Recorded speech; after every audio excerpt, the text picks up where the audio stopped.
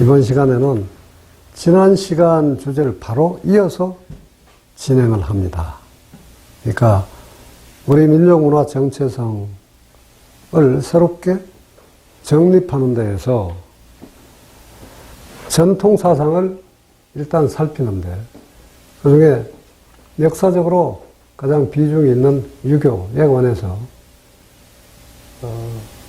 그 공자나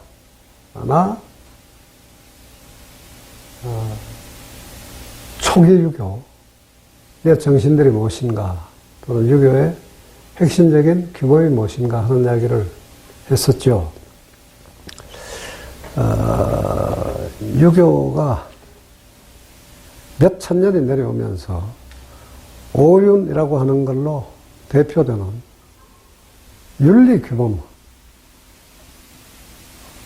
핵심 내용으로 간직해 왔다. 그런 이야기였죠. 그 오륜의 가령 신라 버전, 이 가령 원부왕의 화랑 5개가 있죠. 세속 5개라고 하는. 그 세속이라고 붙은 것은 원광이 중이기 때문에 불교 인사인데, 불교의 핵심과는 약간 거리가 있는, 말하자면 육아적인 요소가 상당히 가미된 그런 5가지 계율을 화랑들에게 전한 바가 있죠. 그래서 그걸 세속 5개라고 한 것인데요.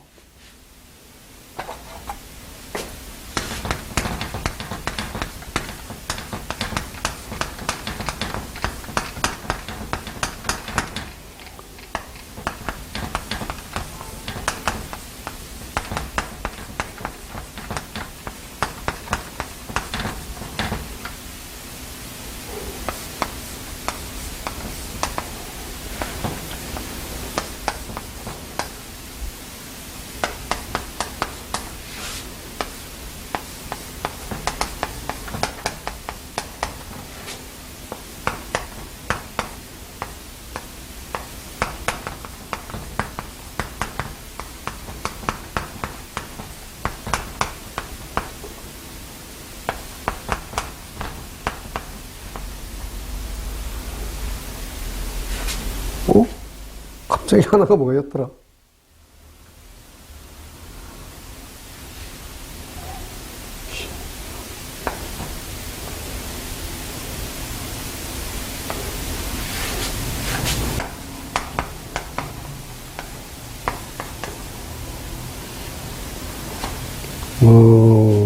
갑자기 미안합니다. 물로 하지 않는다는 거. 이게 인전 못하고. 그러면 살신유태. 맞습니다. 고맙습니다.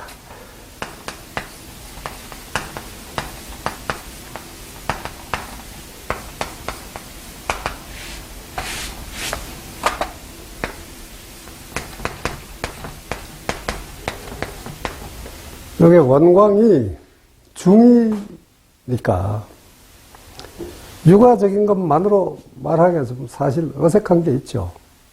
그래서 이건 불교적 냄새가 좀 많이 나는 것인데, 죽일 때에는, 다른 생명을 죽일 때에는 함부로 죽이지 마라. 가려서 해라. 그걸 이제 넓게 말하자면 이게 인이죠. 그래서 충효, 신, 용, 인이라고 하는 5가지 화랑적인 계율로 내세웠던 것입니다. 하여간 이건 말하자면 한국사에 나타난 유교, 불교의 절합, 소통을 통한 융합적인 윤리 규범이라고 할 수가 있겠습니다.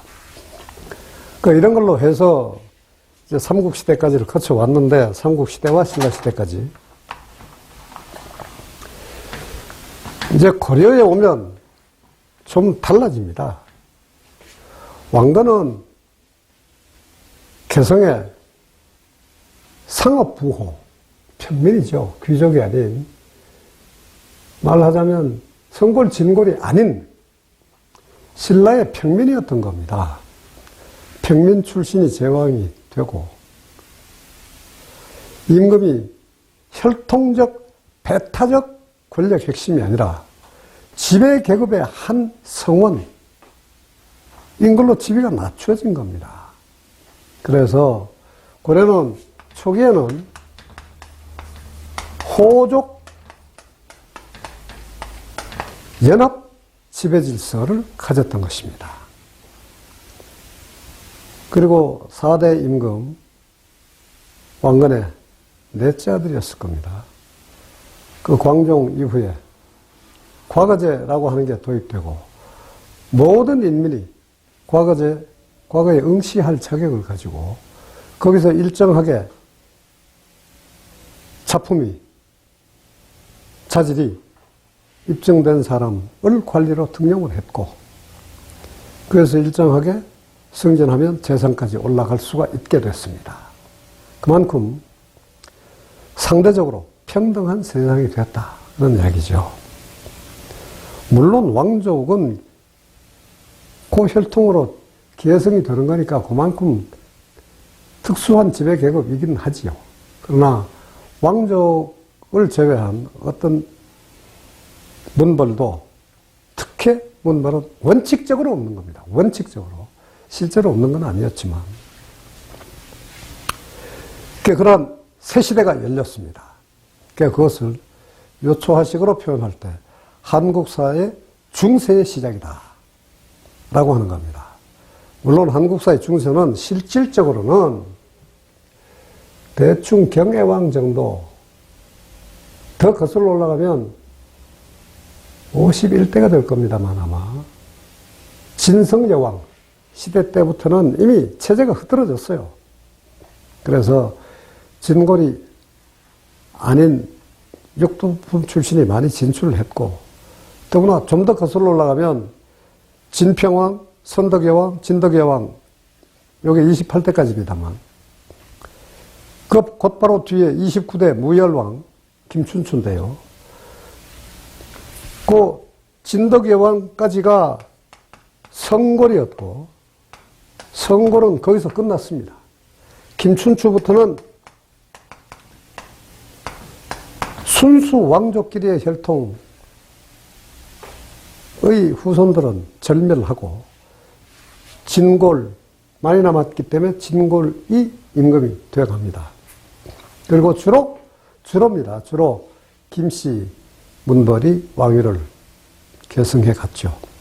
하여간 그런데 이것이 무너지고 새로운 지배 질서가 확립이 된 것이고 거기에서 상대적으로 평등한 시대가 열렸습니다. 그래서 이른바 후삼국 시대라고 하면 사실상으로 한국사가 중세 시대에 접어든 것이다 라고 말할 수 있는 겁니다. 근데 이거와 거의 맞물려서 이제 과거 제도가 시행되고 말하자면 국가 공무원을 채용하는 중심 기준이 유학, 유교가 되는데요.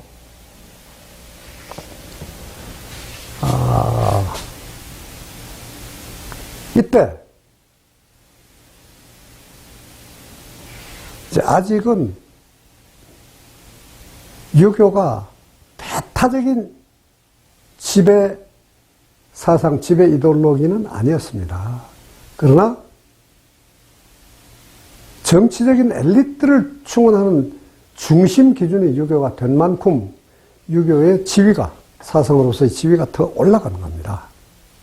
이제는 선도 사상이나 난가 사상이라고 불리던 풍류도, 신명 사상의 권위는 떨어져 버리는 겁니다. 그래서 유교가 지향하는 유교식의 사랑, 유교적인 복리, 유교적인 조금 과감하게 말하면 평등이 보다 적극적으로 시행되는 시기가 도래한 것입니다. 그러니까 여기서 뼈의 등급, 머리의 등급, 이 기준인 시대가 사라졌다라고 했는데 이 사라지는 시기, 곧 후삼국 시기, 우삼국 시대에 이제 신명사상, 선도사상이 권위를 잃게 되면서 또는 잃게 되게 만드는 새로운 사상의 물결이 여러 갈래로 일어납니다. 그 여러 갈래에는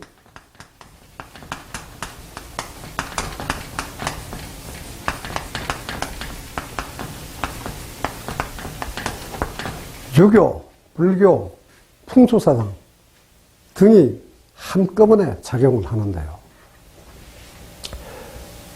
양길, 궁예, 순실, 견훤, 왕건과 같은 지방의 독립적인 무력이 토호 세력들, 농업을 기반으로 하는 경제적인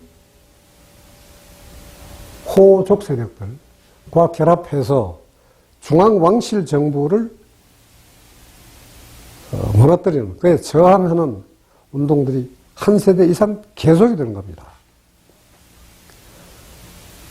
그래서 결국 신라 체제를 무너뜨리죠. 이들의 그럼 실제 내용이 뭐냐? 되도록 짧게 요약을 해보죠. 이 당시 유교는 이제 사회를 지탱하는 기본 원리, 윤리, 규범, 행정, 관리의 기본 지침, 이런 것들을 주된 내용으로 한 것인데, 여기에서 가장 빼어난 사람들이 대충 요사식으로 말하면 4급 갑정도, 3급 중앙공무원이 되기에 덜 미치는, 그러니까 중앙청 국장까지는 올라가지 못하는 정도의 직급에서 머물렀다 이랬습니다. 능력은 가장 빼어난 사람들이 하급 직책을 가질 수밖에 없었습니다. 그만큼 능력 없는 상층부가 상대적으로 후진 사상이라고 할 수 있는 신명 사상에 바탕해서 왕권과 지배권, 화백회의의 주도 세력이 됐고 장악 세력이 됐죠. 그래서 그 껍데기에 낡음이 더 이상 효용성, 효율성을 상실하게 되니까 말하자면 그만큼 부패와 부정이 광범위하게 확산되니까 부당한 이익과 권력이 보다 넓게 크게 사회적 가치들을 독점해 가니까 그게 저항하는 부패와 부정을 개혁하고자 하는 세력들이 일어나는 것이고, 거기에서 이제 무력 세력과 지방 토호 경제 세력, 그리고 신라라는 구체제를 무너뜨리는 1차적인 힘이 뭡니까? 군사 아닙니까? 군대. 그 군대의 실질적인 내용은 뭡니까? 군인 사병입니다.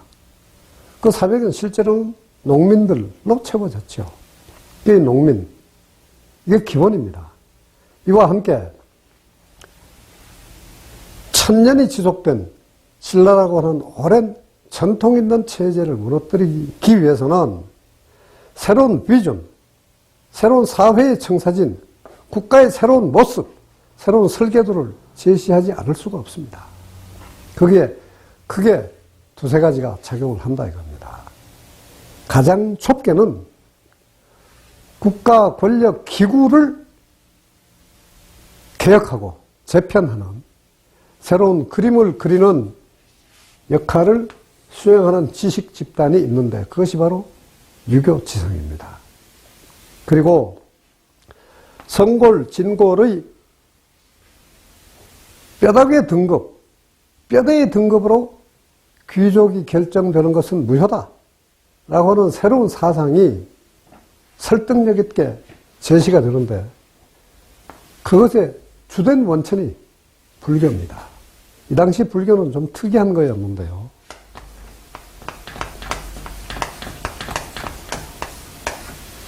우리가 보통 말하는 선불교입니다. 이거에 관해서는 다음에 우리가 유교가 아니라 불교를 중심 주제로 이야기할 때 조금 더 구체적인 이야기는 하기로 하고요. 여기서는 일단 이걸로 마무리하죠.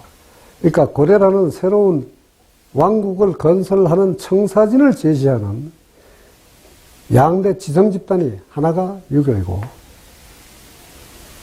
아주 좁은 권력 기관 운영의 원칙과 세칙을 마련하는 것, 그리고 인간의 상대적 평등을 부르짖는 새로운 사상, 이런 것이 있었다는 이야기고, 그리고 천년의 전통으로 그냥 인정되어 온 그 군주의 또는 왕가 문벌의 권위를 부정하고 새로운 복리국가, 새로운 낙원을 건설할 수 있다 하는 그런 믿음을 뒷받침하는 것으로 풍수사상이 있었습니다. 땅의 기운과 인간의 기운이 상호 조응한다. 좋은 땅에서는 사람의 좋은 기운이 흥성한다.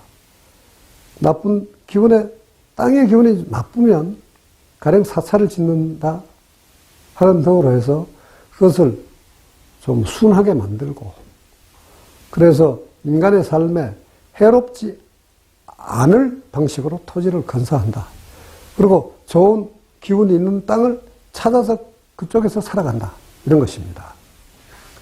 이 풍수사상은 지금도 우리의 주요한 생활적인 지침 같은 걸로 남아있죠. 그래서 뭐 명리학이다,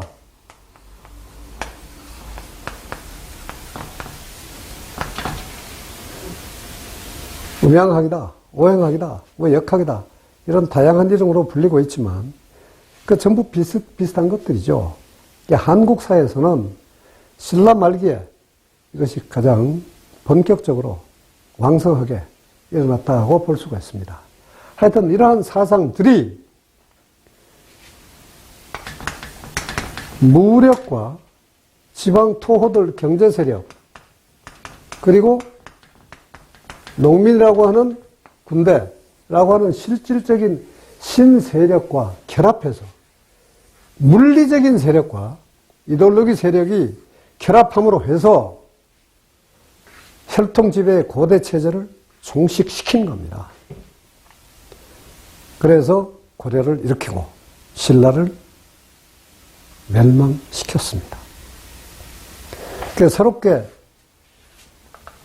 성립한 고려 사회를 운영함에 있어서는 그것을 성립시킨 과정에서 역할했던 다른 요소들과 달리 과거제의 시행과 더불어서 유교가 이제 중심 세력으로 등장하게 된 것입니다. 물론 아직은 배타적인 지배 이데올로기는 아니었고요. 불교도 매우 중요한 지위를 점유합니다. 그래서 가령 왕건의 후뇨 10조 제1조에 불교를 존중해라 하는 것이 들어있고, 또 풍수사상에서도 주요한 길지와 흉지가 있으니까 그걸 가려서 이용 활용해라 하는 것이 들어있습니다. 그래서 유교만의 배타적 지위는 없습니다만, 그리고 왕건의 경우는 유교도 불교나 풍수지리설이나 와 마찬가지로 고려라는 국가의 배타적인 지위를 점유할 수는 없다 하는 정신이 강하게 깔려 있었던 것이고, 그걸 후뇨 10조로 남긴 것이고, 그래서 고유사상, 이 예전부터 내려오는 선도사상의 조정 역할, 남아 있어야 한다. 그래서 팔관회 같은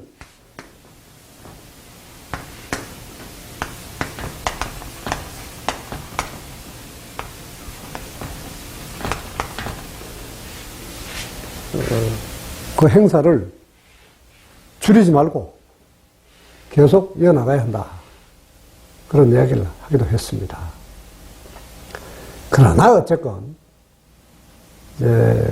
관료사회를 운영하는 중심 축은 육아의 원리, 육아의 지침에 따른 것이었던 것이죠. 그리고 다른 한편으로는 왕가의 자식들, 특히 직접 왕의 자식들, 왕자들이 고려에 정확히 지금 왕의 대수를 내 기억을 못합니다만 하여튼 20여 대까지 갔을 텐데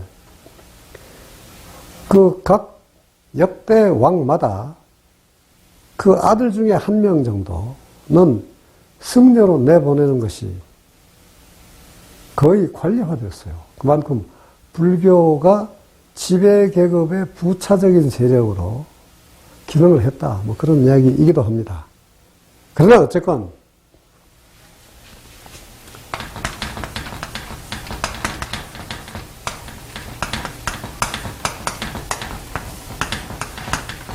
유교가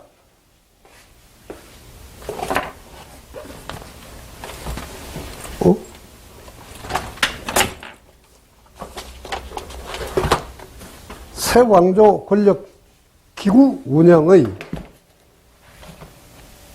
중심 지침을 제공했다 하는 것은 분명합니다.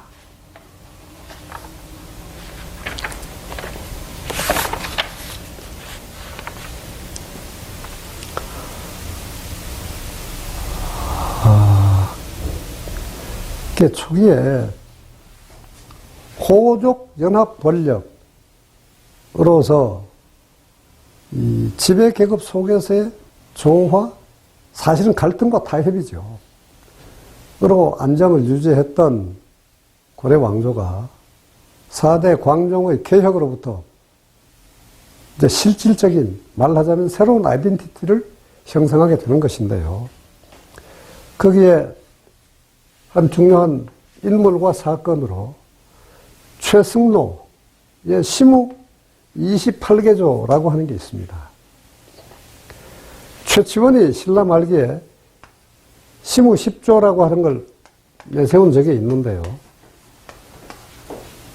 최치원의 시무 10조는 남아있질 않습니다만, 이거 진성여왕 때입니다. 최승로의 시무 28개조는 그대로 남아있습니다.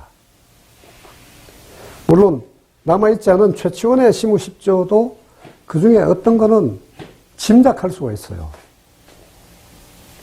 뭐 그 중에 일부가 여기 최승로의 새로운 시무 개혁책에 개성이 됐으리라고 봅니다만,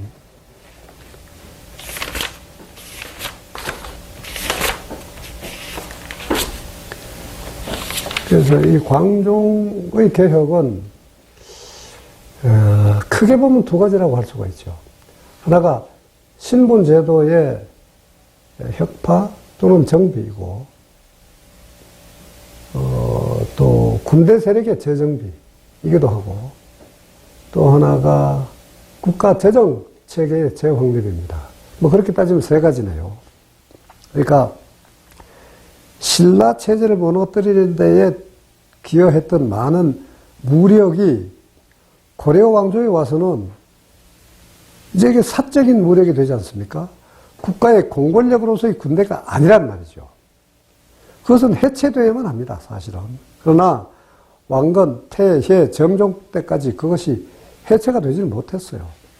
그 광종 때 그것을 철저하게 해체하는 개혁을 단행을 했죠. 그리고 호족, 그러니까 왕과 거의 대등한 권력을 행사했던 공동 건국 공신 세력들, 이 가지고 있었던 사적인 이 병력과 재력을 축소 해제 시켜야 한단 말입니다. 거기서 이제 사적인 권력에 제속되어 있는 민들을 말하자면 해방하는 것입니다. 그래서 사병을 민으로 충원하고 또는 공식적인 군대로 편입을 하고 해서 사적인 군대는 없어진다 하는 것입니다. 그래서 신분이 사적인 예속민이 아니라 국가의 공식적 민이 되는 것입니다. 인민이 되는 것이죠. 국민이 된다 이겁니다. 신분제 혁파와 군대 혁파가 함께 일어났고, 그리고 국가 재정을 신라 때까지는 시급이라고 하는 형태로 목록이 지급이 된 것인데, 말하자면 수도권 일정 지역의 농사, 결실물을 거두어 드리는 권한을 줌으로 해서 복록을 대신했던 것인데, 이제는 국가가 일괄적으로 거두고 일괄적으로 지급하는 체제로 바뀌었습니다. 그러니까 재정의 통일을 이뤘죠. 이래서 체제를 재정비했다. 그러니까 군주의 권력에 맞서는 세력이 없도록 한다 하는 것이었죠. 그리고 그런 연합 세력으로서의 호족의 현재 권력을 해체시키는 것만이 아니라 그것의 재발, 재생산을 방지하는 중요한 정책으로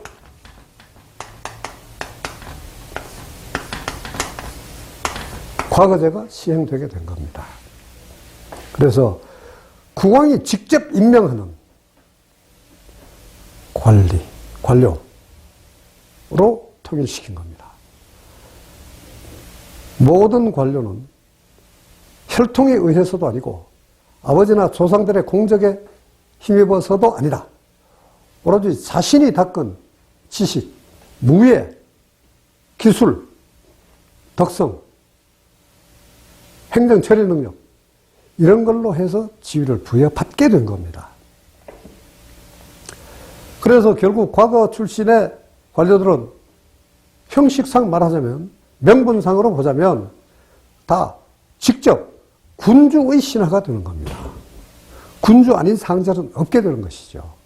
제도상의 상급자가 있지만 이데올로기적으로는 모두가 임금의 신하입니다. 그러니까 이렇게 새로운 시대가 열렸다 그런 겁니다. 그런데 이러한 시대가 열리면서도 과거제가 이제 시행이 되고 세대가 누적이 되면서 가령 몇십 년이 흐르고 100년이 가고 이러면서 광룡의 개혁에서도 뭔가 비효율성이 발견되고 그것을 지적하는 일들이 일어납니다. 그걸 대표하는 게 최성로의 시무책이다 그런 이야기입니다. 그래서 최성로의 시무책은 역시 군주의 자기훈련, 관료체제의 부정부패 일소, 기강, 확리, 외교관계 재정리, 재정의 절감, 효율적인 운용, 국방태세의 확리, 국경의 굳건한 방위, 풍속의 재정비 등등이 많이 있습니다만, 여기서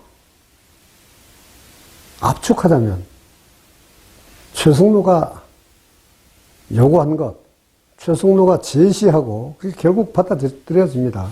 성종이라는 임금 때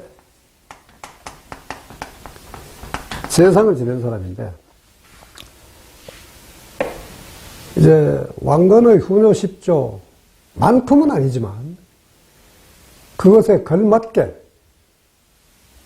국가체제가 제대로 확립되어야 한다, 재확립되어야 한다라고 하는 데에서 주요한 한 모델을 제시한 것이 되기 때문에 이것이 실질적인 효과를 발휘했습니다. 그러니까 여기서 이제 바라는 게 뭐냐? 여러 갈래로 말할 수 있는데, 일단 하나가요. 지금 토호 세력을 정리했다 하는 것은 과거 출신들이 권력을 중심적으로 운영하는 주도권을 잡음으로 해서 해결이 되어 갔는데, 다른 한편, 육아의 지성은, 유교의 규범은 이미 공자 때부터 사실 나오는 것이기도 합니다만,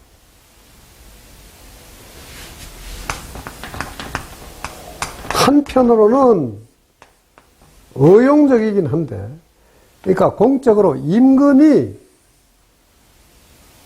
관할하는 그런 원칙이고 체제가 육아적인 질서죠. 그런데 유교의 역대 주요한 사상가나 이론가는 그 당시 임금과 언제나 뜻이 맞았던 것은 아닙니다. 공자, 맹자, 순자도 그러했고 주희도 그랬습니다. 그리고 조선시대 길게까지도 뭐 그렇게 됩니다만, 약간 이 시대에도 최승로는 성종과 죽이 잘 맞았던 편인데, 그러나 최승로를 대표로 하는 육아적 지성으로 볼 때에 왕권이 지나치게 비대하면 안 된다 하는 것도 중요한 명제입니다. 그래서 왕은 통치 행위를 직접 관할하면 안 된다는 것이죠. 유교의 규범에 맞게 공자, 맹자, 가령 대학 중령과 같은 책들에서 경전에서 제시되는 것과 같은 원칙에 맞게 그렇게 권력이 운영되어야 한다는 것입니다. 과거 제도를 활용해서 정실에 치우치지 않게 지성과 도덕성을 제대로 갖춘 사람들을 관료로 등용을 해야 한다 하는 것입니다. 그래서 이게 나름대로의 공인정신의 발로였고, 인민의 복지를 위한 공적, 업적 성취, 말하자면 봉사 비슷한 것이기도 합니다만, 그러한 육아적 정신을 내세운 것인데, 그러니까 육아는 원칙적으로는 임금의 밑에서 관료로 되어서 진출해서 공적인 실천하는 것이, 공적으로 업적을 내는 것이 실천인데, 그 사회적 실천이, 그러나 다른 한편으로는 세상으로 올라가는 관료로서의 봉직만이 아니라 제야정신이 매우 중요합니다. 공자나 맹자는 재상까지 올라간 사람들이지만 기본적으로는 자기 자신을 사라고 생각을 했어요. 지식인, 비판자, 새로운 대안의 제시자, 이렇게 생각을 했던 겁니다. 임금에 종속되지 않는 의리를 실천하는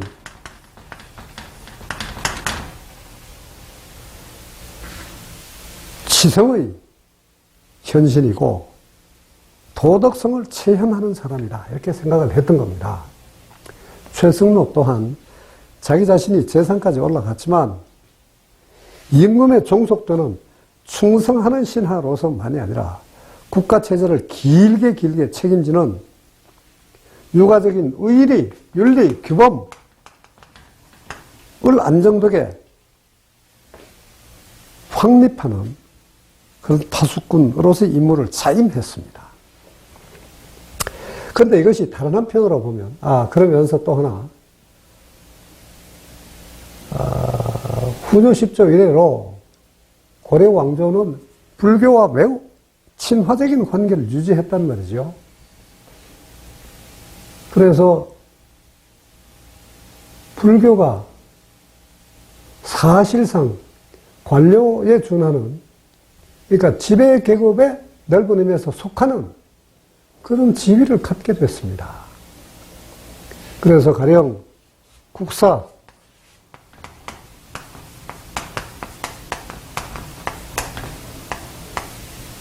그리고 왕사, 나라의 스승, 임금의 스승이라는 직위를 가지는 승통제도가 있었습니다. 그리고 각 지역의 사찰은 경제력에서 독립적인 권한을 행사하고 있었고, 그 인근의 지역 주민들에 대해서 지배력을 행사했습니다. 그리고 재정이 독자적으로 부유하게 확립되다 보니까 그걸 기반으로 이식사업도 펼치고, 말하자면 요새 영리사업을 했다 그런 이야기인데요. 그리고 지역민들의 노동력을 동원해서 사찰의 권력을 더 강화시키기도 하고, 기복, 그러니까 인민의 삶을 더욱 복되게 해준다라고 하는 종교적인 기능을 이용해서 세력을 계속 강화시켰고, 심지어 독자적인 군대까지 갖기도 하고 이랬습니다. 그러니까 이런 것을 혁파해야 한다고 최승로는 생각을 했습니다. 그러니까 승려들의 횡포, 불교의 전횡, 이것도 저지되어야 한다 라고 했죠. 그러니까 이런 최승로의 개혁 지향은 호족 세력의 잔재를 없애는 것, 왕권의 지나친 비대화를 막는 것, 불교의 부당한 권력 개입을 막아내는 것, 여기까지 같은 것이고, 인민의 복리, 국가적인 윤리 질서의 온전한 확립을 위해서는 유가적인 규범이 중시되어야 한다고 봤던 겁니다. 이제 그런 점에서는 혈통적 귀족을 배제하되 지식 중심의 도덕성 기준의 엘리티즘 같은 것이 사실은 바닥에 깔려 있었던 겁니다. 그래서 과거를 통해서 끊임없이 재생산되는 유가적 지성이 고려의 실질적 주인공이 되어야 한다 라고 주장한 것이 됩니다. 이걸 꼭 이름을 붙이자면 유교 중심의 치적 귀족주의라고 말할 수가 있죠. 세상에 어떤 사회든지 간에 계급이란 건 있게 마련이고, 실질적 의미에서 그렇습니다. 지금 우리 사회도 실질적으로는 계급이 있지 않습니까? 군대만이 아니라 공무원에도 장관, 차관, 보호, 국장, 과장 이렇게 쭉 계급이 있는 것. 그것이 사실이고, 또 소득 층차에서 연봉이 1억짜리에서 가령 연봉이 1,000만 원도 안 되는 사람들까지도 있고, 사실상의 계급입니다. 그런 것이 있을 수밖에 없긴 한데, 그 계급이 철저히 타파되어야 하긴 하지만, 최승로가 볼 때, 정식 관료로 충원되는 엘리트들과 민일반은 분명히 다르죠. 그래서 이것을 관료로 진출되는 사람들이 크게 보면 문반과 무반인데, 이걸 합쳐서 문반, 무반 합쳐서 양반이라고 부르게 되는 겁니다. 이것이 조선시대에 가면 전혀 다른 의미를 갖게 됩니다만, 고려 때에는 문관과 무반을 합쳐서 부르는 이름이었습니다. 하여간 문반, 무반의 관료들은 지배계급이고, 일반민은 평민입니다. 인민은. 그러니까 인민을 계도하고 부유하게 하고 국가 질서를 유지하는 주인공은 관료들이고, 특히 그 중에서 유교 지성으로 무장된 문반이었다. 칼과 활로 무장한 무반 세력은 부차적이다라고 최승로는 보았습니다. 한나라 유방이 나라를 세우면서, 그리고 왕건이 고려를 세우면서도 그걸 했습니다만, 나라를 일으키는 것은 말 위에서, 말하자면 싸움으로, 창칼로 할 수 있지만, 나라를 지키는 것, 질서를 유지하는 것, 이것은 창칼로 되는 게 아니다. 말 위에서 할 수 있는 게 아니다. 궁전에서 하는 것이고, 글로서 하는 것이고, 붓으로 하는 겁니다. 그래서 무가 아닌 문으로 다스려야 한다라고 봤던 겁니다. 그래서 고려는 이 문반 세력 중심의 문화 통치, 지식 통치를 지향했죠. 근데 이러한 고려 체제가 이제 뭐 복잡하게 출렁거리기도 합니다만 그 정치적인 부침 관계, 솟아났다 가라앉았다 하는 이런 거를 하나하나 이야기할 수는 없지만 여기서 우리가 이야기하던 사상계의 추이는 정리하고 지나갈 필요가 있습니다. 이제 과거가 지속이 되면서 학문이 원래 유교는 윤리, 규범, 도덕, 원리이긴 합니다만 이것이 결국 학문인데 이 학문은 가장 기본이 사실은 요새식으로 말하면 철학이고 과거에서 거울을 삼아 새로운 본보기를 배우는 역사이고 글로서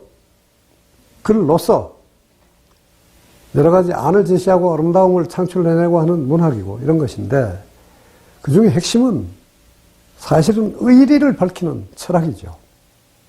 근데 과거에서는 철학 중심이 아니라 사상 중심입니다. 그러니까 글을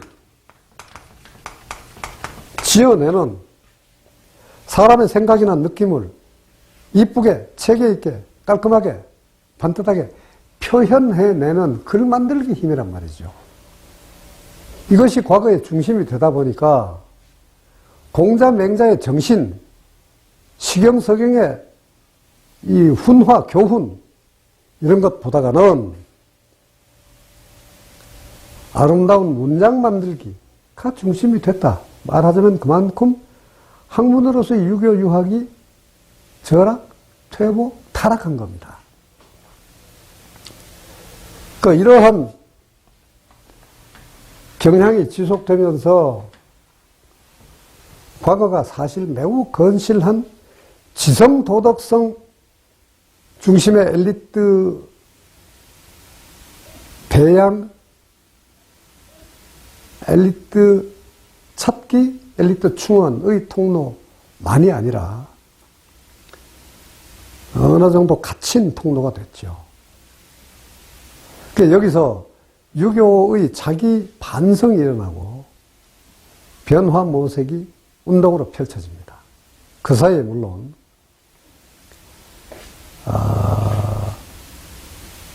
문반 세력의 전횡에 분노하고 저항하는 무인 세력들이 정권을 직접 장악하는 세월이 한 100년 계속되기도 하죠. 그리고 그 후반, 그 뒤 시기에는 몽골의 침입으로 해서 몽골의 부마국이 되는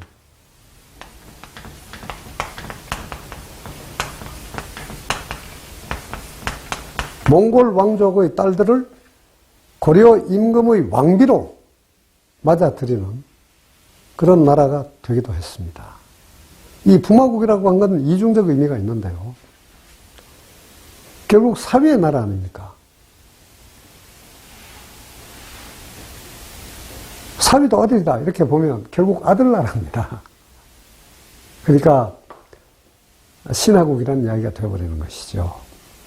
그만큼 몽골에 항복한 이후 한 100년 가까운 세월 고려가 모든 나라에 대해서는 의존적인 반쯤은 종속적인 그런 국가로 떨어졌죠. 근데 다른 한편으로 세계사에서 제2000년 그러니까 세컨드 밀레니엄 을 통틀어 봤을 때 징기스칸만큼 물리적인 수치로 봤을 때 위대한 정복자가 없는데요. 세계 이 지구상에서 가장 넓은 지역을 직접 정복해낸 사람, 영웅이 징기스칸입니다. 그 대제국에서 중화족은 중국의 원래 주인공, 중화족은 아주 밑으로 떨어집니다. 평민 쪽에서도 저 하층으로 떨어진다고. 그에 비해서 몽골족이 우대한 두 외국 족속이 있습니다. 몽골족이 아닌, 그걸 고려시대 사람들은 생목인이라고 불렀습니다. 몽골 사람들이. 그래서 고려와 생목인, 이 생목인은 무굴, 그러니까 이슬람 족속입니다. 요새 무슨 이스탄 하는 거 한 10개 정도 되죠. 우리가 보통 중앙아시아라고 통칭하는 그 지역, 사라센 문명의 주인공들.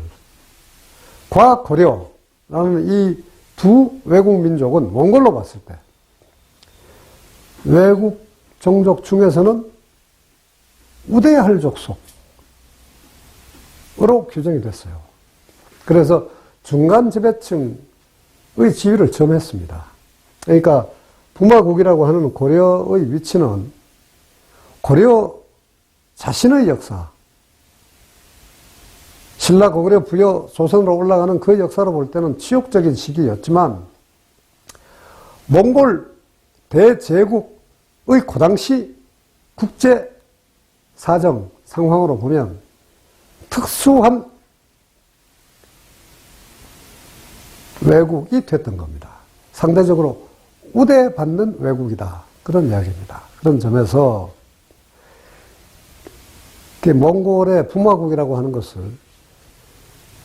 종속적이다, 노예국이다 하는 식으로 폄하해서만은 안 됩니다. 물론 일종의 자위이긴 합니다만 몽골 제국에서는 우대한 대우를 받는 족속이었다 하는 역사적 사실을 우리는 기억할 필요가 있습니다. 지금 이제 원래 하려던 이야기는 뭐냐? 이러는 고려 사회의 학문적인 정치적인 출렁거림 속에서 유교 유학이 반성 성찰을 하고 새로운 유학을 건설하게 된다라고 했는데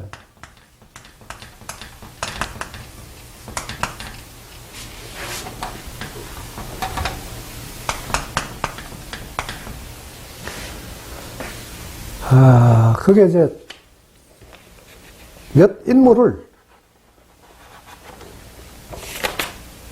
들 수가 있습니다.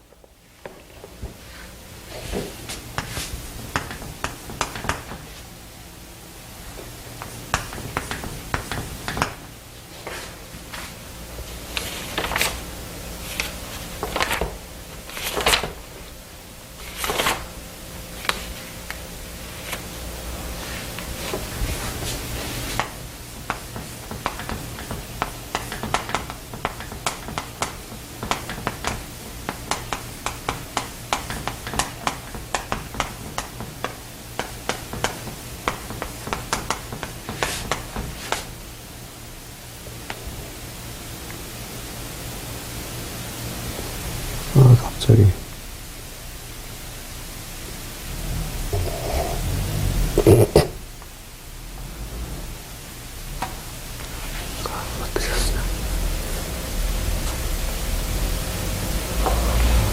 이거 정말 갑자기 어떻게 쓰면 기억이 또 안 나네.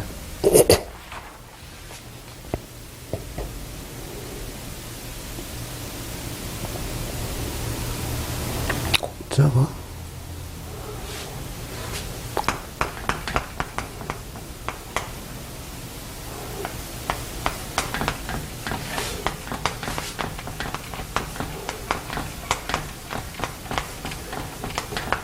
이런 인물들이 쭉 이어져 나오는데요.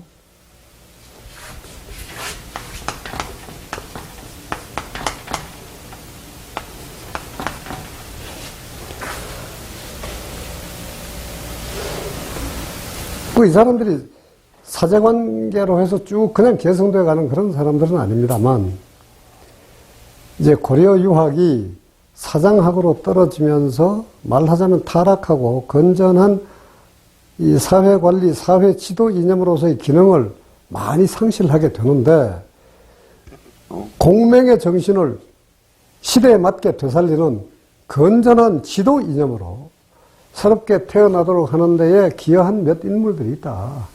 그런 이야기에서 지금 이 사람들을 거론하는 겁니다.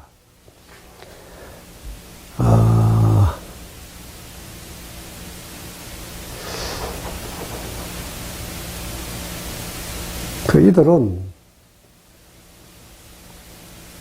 공자, 맹자, 순자, 그리고 한나라 초기에까지 이어지는 주요한 원천유교 경전들, 그러니까 효경이라든지 송나라까지 이어지는 대학 중용, 잠깐, 이 이야기는 잠깐 취소하는 걸로 합시다. 그러니까 공자, 맹자, 순자, 그리고 그 이후에 한나라 초기까지 이어지는 여러 원시유가 경전들이 있는데 그 경전들이 주는 훈화, 도덕원리, 윤리규범으로서 만이 아니라 새로운 철학을 속에 간직한 혁신사상을 형성하게 되는 겁니다. 혁신사상, 아무리 혁신사상이라고 해도 물론 공자, 맹자의 원천정신, 시경, 서경의 기본적인 훈화, 내용을 벗어나는 건 아닙니다. 그러나 중요한 변화가 있습니다. 그 변화는 단순히 이제 오륜, 아까 적은 몇 가지 윤리 규범이 있지 않습니까? 그거를 금과 옥조로 받드는 것이 아니라 아주 중요한 변화가 있습니다. 유가의 규범은 단순히 옛 경전을 읽고 이해하고 외우고 실천하고 하는 것에서 끝나는 게 아니라 그것의 의미를 뿌리에까지, 핵심에까지 파고 들어가서 의미를 새김질을 해서 깨달아야 한다. 그래서 단지 외우는 게 아니라 옛사람 성현들의 가르침을 그대로 수용하는 게 아니라 내가 나 자신의 것으로 만들어가는, 내재화하고 내가 스스로 깨달아서 나의 사상으로 만들어가는 그런 과정 절차를 거칠 때만 진정한 사상이고 진정한 이론이 된다 하는 정신입니다. 이러한 정신으로 해서 유가는 새로운 이름을 얻게 되는데요. 아무래도 그 이야기를 하자면 지금 시간상 그걸 여기서 이야기하기는 좀 적절치 않습니다. 그래서 원래의 계획하고 약간 달라져야 할 것 같습니다. 지금 한국의 전통사상 중에 첫 번째 주제인 유교에 관해서 이야기를 하고 있는데 오늘 이거 두 번째 이야기죠, 지금. 근데 요 두 번째 걸로 다 마감하기에는 좀 아쉬운 점이 있습니다. 그래서 아무래도 이 유교 주제의 한국 전통사상은 한 번 더 하는 걸로 하고 여기에서 일단 좀 마감을 해야 할 것 같습니다. 그래서 그거 하기 위해서 다음으로 이어간다 하는 것을 보다 명확하게 하기 위해서 하나만 여기 더 적어놓고 지나가겠습니다.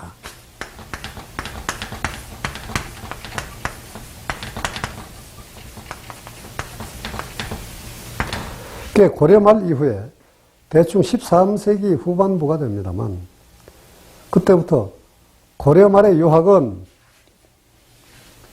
이 사람들의 선구 시기를 지나서 이제 새롭게 등장하는 두 대표적인 사람이 있는데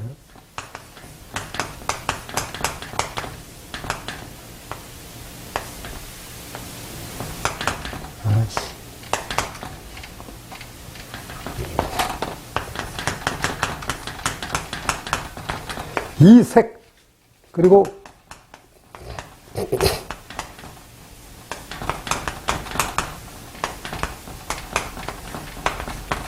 정몽주입니다.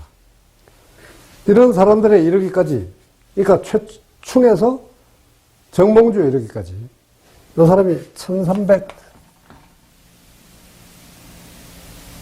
32년.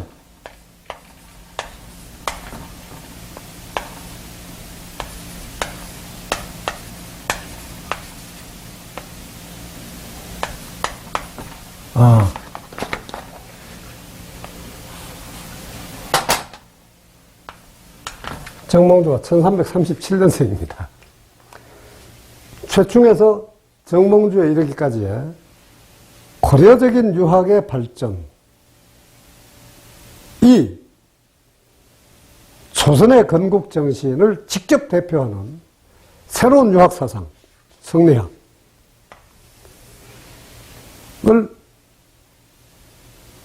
국가를 경영하는 최고의 지도 원리의 지위로까지 올리는